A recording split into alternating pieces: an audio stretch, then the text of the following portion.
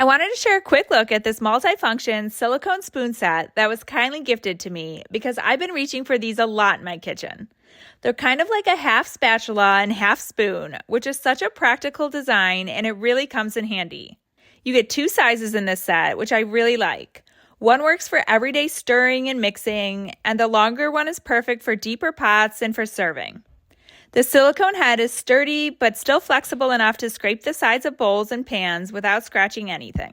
These are heat resistant up to 446 degrees, so I've used them on the stove with no issues at all. The silicone is non-toxic and BPA free, which is always important to me when I'm preparing food.